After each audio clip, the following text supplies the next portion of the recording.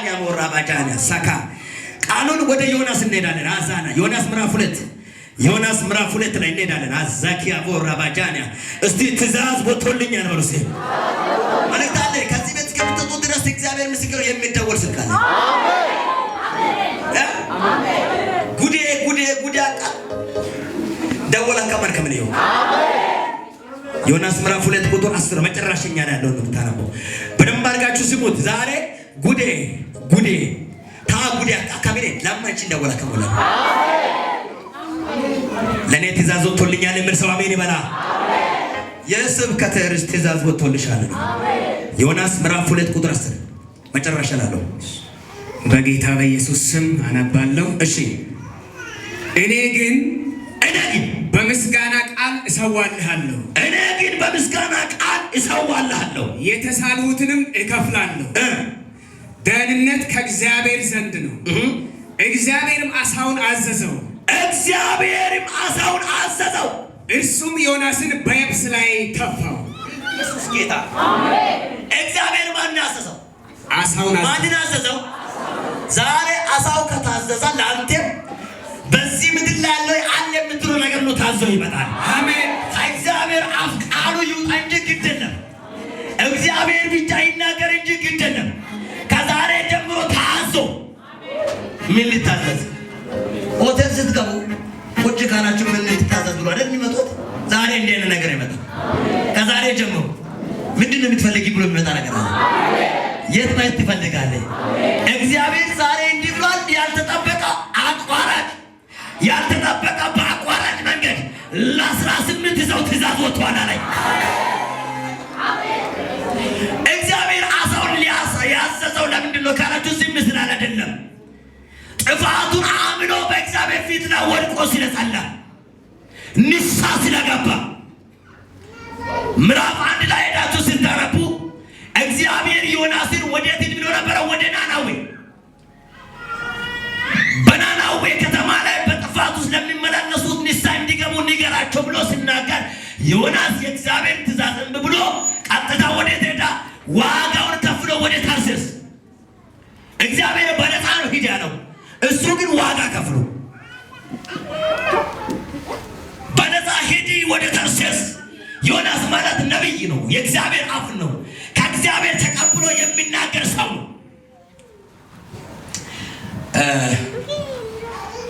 ዮናስ ማለት የእግዚአብሔር ሰው ነው፣ የእግዚአብሔር ነብይ ነው።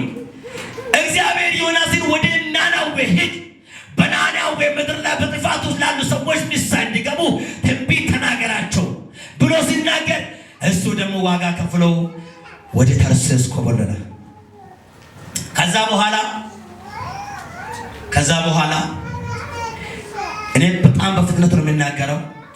ከዛ በኋላ ዮናስ ወደ ተርሴስ እየሄዳ ብዙ ነጋዴዎች አሉ፣ ራሱን ገንዘብ ከፍሎ ነው የሚሄደው።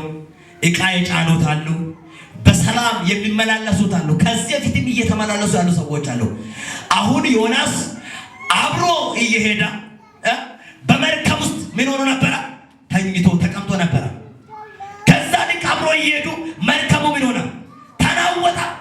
ማይበል በቃ መርከቡ በጣም ተናወጠ። ወደፊት መሄድ አልቻሉ፣ ወደ ኋላ መመለስ አልቻሉ። መሀል ከደረሱ በኋላ ጭንቅ መጣ። አንዳንድ ጊዜ ሮጠን የሆነ ቦታ ከደረሰን በኋላ ጭንቅ ሲመጣ አይታችኋል።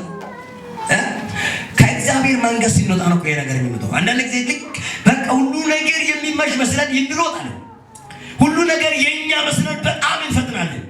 ሁሉ ነገር በእጃችን ለፈጥኖ የሚገባ መስለን በጣም እንፈጥናለን። መሀል ከደረሰን በኋላ ጭንቅ ነው። ወይ ወደ ኋላ እንመለስ ወይ ወደፊት እንሄድ። ጭንቅ ውስጥ ነው የምንገባው። ለምን? መንገድ ላይ የእግዚአብሔር እጅ የለም። እሱ በሚሄደው መንገድ ላይ የእግዚአብሔር አብሮነት የለም።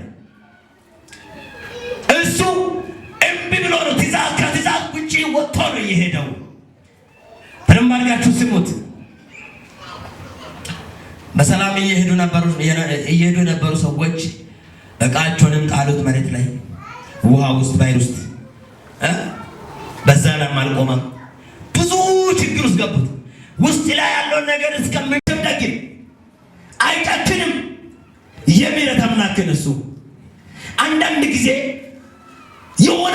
ሲመጣ እግዚአብሔር ረስቷል አትበሉት። የሆነ ጭንቅ ሲመጣ እግዚአብሔር ረስቷል በሉት። ቅጣትም ሊሰጣ ይችላል። የሆነ ቅጣትም ሊመጣ ይችላል። እግዚአብሔር አንዳንድ ጊዜ ብዙ ጊዜ ሰይጣን ነው እንዲያረጋኝ ሰይጣን ነው እንላለን። ሰይጣን የታመመ ሰውንም ሰይጣን ነው እንላለን። የሆነ ቁጣው የእግዚአብሔር ሊሆን ይችላል። ከእግዚአብሔር የመጣ ቁጣም ሊሆን ይችላል። እንድንመለስ እግዚአብሔር ይፈልጋል። ንስሐ እንድንገባ እግዚአብሔር ይፈልጋል። በእግዚአብሔር ፊት ጠንክረን እንጸልይ እግዚአብሔር ይፈልጋል። ወዲያውኑ ልክ አንስቶ በባሕር ውስጥ ሲጥሉ እግዚአብሔር ደግሞ ከስር አሳውን አዘዘ። አያችሁ እግዚአብሔር በዛ በባሕር ውስጥ ላይ ብዙ አውሬ አለ፣ ብዙ ጠላት አለ። አሳ ማለት ዝም ብሎ አይደለም እኮ በዛ ውስጥ የሚበላው ነገሮች ብዙ ነገር አለ። ምቹ እንኳን መብላት አይደለም። ውሃ ውስጥ የገባሰው ይወጣል እንዴ? ባሕር ማለት ዝም ብሎ አይደለም እኮ። አንድ ጊዜ እኔና ሚኪ ነግሬያቸዋለሁ አይደል እንዴ? አዋሽ ሄደን መዝናኛ ሄደን እኮ መሀል ከደረሰን በኋላ አዋሽ ላይ የሚሰራ ሰውዬው ስንት ሜትር ነው አልኩ። መርከቡን እንደሚነዳው ነው እንትሉ ከዛ 80 ነው። ቻይና መጥቶ አይቷል። ምን ጣሊያን አይቶ መጥቶ ምን 80 ሜትር ነው ምኑ ዋ ናው እንዴ? አዎ መሀል ላይ ደረሰው። ቶሎ አዙረኝ ምናምን መጀመሪያ ግን ዱስ እየዘለሉ ነበር። ግዛው ገብቼ ፎቶ እየተነሳው ማጥቼ የሆነ ቦታ ለጥቀል ብዬ ገመቱን እሺ እንትኑ አንተ እኔን ታሳፍረኝ ይላል። ሚኪ ደግሞ ግድ የለም ዛሬ አረ ወንድ ነው እኮ ለምን ተፈራ አንድ ሴቷ ማለት ደግሞ ወንድ ነው እኮ አዎ ዛሬ ሴት ሊሆን ለዛሬ ብቻ ሴት ሆኜ ነኝ። ቶሎ መልሰኝ። ለምን እዛው እስከገባው ማነባት ነው የሚያወጣው? ቻው ነው እኮ ቻው በቃ ሳጥን የለም ይለላ ጋቢ የለም ከረመች ነው። ስለዚህ ካሁን ቶሎ መልስ። ሊያለቅስ ነው ቶሎ መልሳት። እሺ ከምታለቅስ ይመልሳሉ። እንደገና ይዘህ ሂድ። እነሱን ከፈለክ ቁጭ ብዬ ሻይ እነሱ ይሄዱ። አንተ ምን እነዚህ ፋራ? አዎ ዛሬ ፋራ ሊሆን እዛው የገባሰው አይወጣም። እግዚአብሔር መቼም ደግ ስለሆነ እግዚአብሔር የምህረት አምላክ ስለሆነ ይሁላችሁ ልጆቻችሁ እግዚአብሔር የፈጠረ ወይም የቃል ኪዳን ሰዎች እግዚአብሔር እንጂ ብሎ እንዲጠፉ አሳልፎ አይሰጥም። ለጥቂት ጊዜ ቁጣ ሊኖር ይችላል። እንድንመለስ ንስሐ እንድንገባ በጣም በብዙ ነገር ዋጋ ልንከፍል እንችላለን። ንስሐ እስከምንገባ ድረስ ያን ሰዓት እግዚአብሔር የለም አትበሉ። እግዚአብሔር አለ። ከእኔና ከአንቺ የሚጠበቀው የቱ ጋር ነው? እኔ ያጠፋሁት ማለት አለብኝ። የኔ ጥፋት የቱ ጋር ነው? እኔ ያበላሸሁት ምንድን ነው? ከእግዚአብሔር ቤት በምንድን ነው የወጣሁት? በምንድን ነው እግዚአብሔር ያጠፋሁት የሚል ሀሳብ ወይም አይምሮ በሰው ልብ ውስጥ መኖር አለበት። ይህ ነገር ከሌለ ሁል ጊዜ ጭንቀት ሲመጣ እግዚአብሔር የለኝም፣ እግዚአብሔር ረስቶልኛል፣ አሁን ከዚህ በኋላ የለኝም ምንም ብለን ምንተኛው ከሆነ የለም። ዮናስ በአሳ ሆድ ውስጥ ከገባ በኋላ አልተኛም እኮ 3 ማታና 3 ቀን ሆድ ውስጥ ሆኖ ወደ እግዚአብሔር የሚጮማን ነው። እኛው ከዛሬ አልጋ ላይ ተኝተን ወደ እግዚአብሔር መጸለይ አልቻልንም። እሱ ግን በአሳ ሆድ ውስጥ ሆኖ ነው ምንም በሌለበት በሆድ ውስጥ ሆኖ። እስቲ ከቁጥር 1 ጀምረን በበዛንተ እግዚአብሔርም ዮናስን የሚውጥ ታላቅ አሳ አሰናዳ።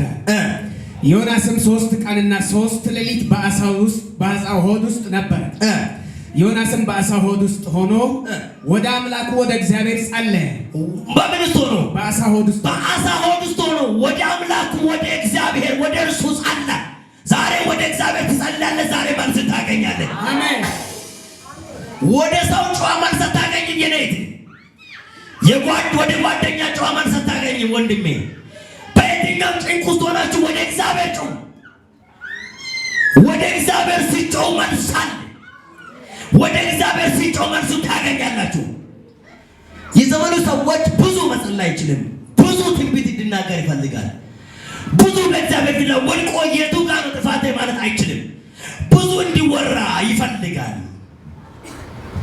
አጠገብ ላይ ያለው ሰው ጠንካራ ጸሎት በሉት እስቲ። እንደገና ጠንካራ ጸሎት በሉት እስቲ። የታሰረውን ይፈታል፣ የሞተውን ያስነሳል፣ ባዶነትን ይሞላል በሉት እስቲ። ዮናስ በአሳ ሆድ ውስጥ ሆኖ ወደ አየላ ነጮ፣ ወደ አባት፣ ወደ እናት፣ ዛሬ ወደ እግዚአብሔር ትጮኻለህ። ከዚህ ቤት እስከምትሄድ ድረስ ጸሎትሽ ተሰምቷል ተብሎ የሚደወል ስልክ አለ። አሜን በል በደንብ አድርገሽ። እኔ 30 ሰው አይቻለሁ። ጸሎት ተሰምቷል ተብሎ ለአንድ ሰው እየተዘጋ ማተብ ሲፈታን እየተዘጋ የሆነ መዝገብ ወይም ፋይል ሲከፈት አይቻለሁ።